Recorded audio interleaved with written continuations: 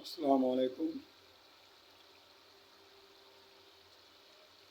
চিকন করে আলু কেটে চিংড়ি মাছ দিয়ে ভুনা করা হচ্ছে ইনশাল্লাহ। আজকে রান্না জহর নামাজ পড়ে ইসলাম। আজকে খানা পিনা এটাই হবে।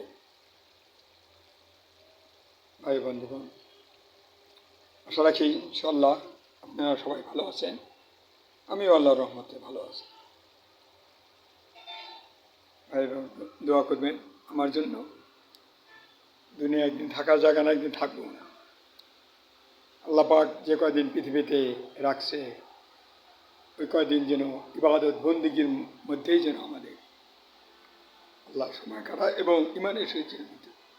আমিও আপনাদের জন্য দোয়া করি, আপনারা সবাই নামাজ কালাম পড়বেন ইনশাল্লাহ। সবার জন্য ইমানের সহিত মৃত্যু।